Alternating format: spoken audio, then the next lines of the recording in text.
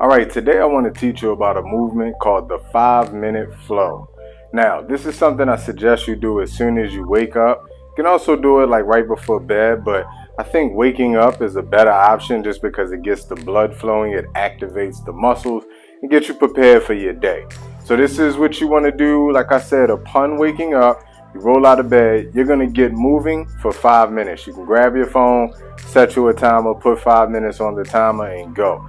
Now, just so you know, there is no wrong way to do a 5-minute flow except not doing a 5-minute flow.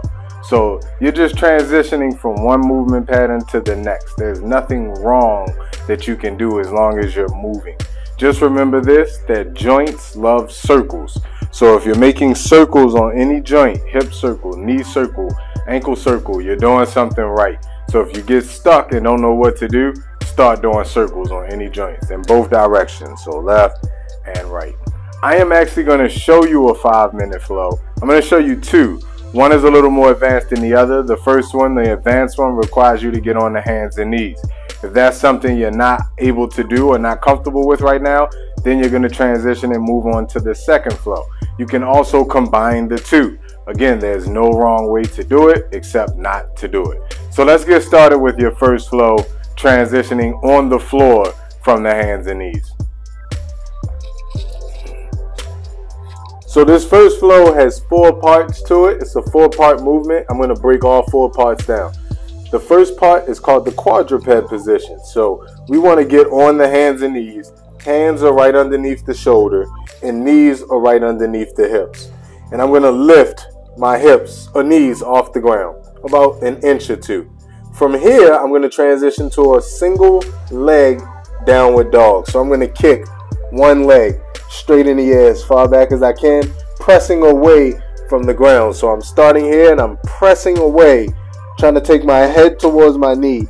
And then from here, I'm going to transition into a lunge. Now, in this lunge, I could keep my knee on the ground, so a little easier would be to be in this position, palms down right next to my foot, my knees on the ground. A little harder would be to raise the knee up. So now I'm getting more of a static hold here, an isometric hold. So it's going to challenge me from a strength perspective a little more.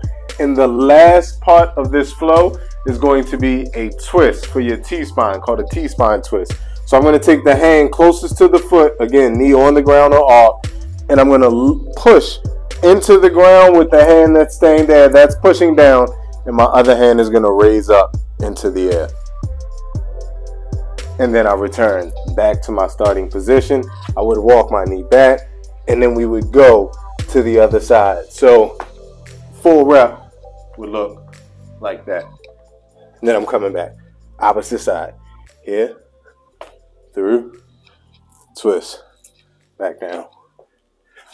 And I would literally alternate those sides for 5 minutes just to get the blood pumping. You can move at any pace that you like. Moving faster turns it into more of a cardiovascular exercise. Moving slower gives you more stretch, more bang for your buck. Now, I'm going to show you a standing series in case that one is not working for your body right now. You're going to start standing, and your first move is a knee tuck. Here you can work on balance as much as you feel comfortable. I could do this very slow, so now I'm working on balancing on one leg as I pull that knee in towards the chest as far as I can. Or if I don't want to work on balance today, I can do that quickly, right? So it's kind of like up to you. I challenge you to do the first one, work on your balance.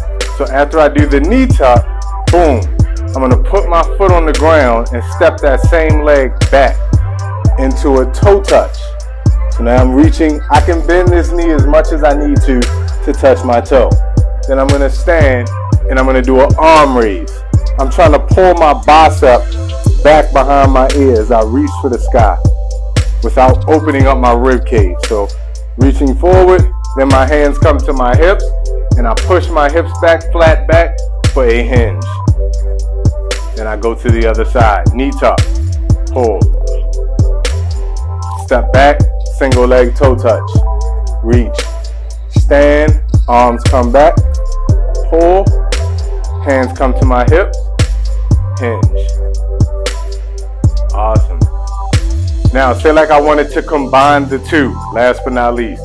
You're really going for an advancement. I'm gonna start, walk out to that plank position, single leg, down dog, pardon me. Step forward, twist, come back, walk back up, stand, knee tuck, toe touch, reach for the sky, hinge.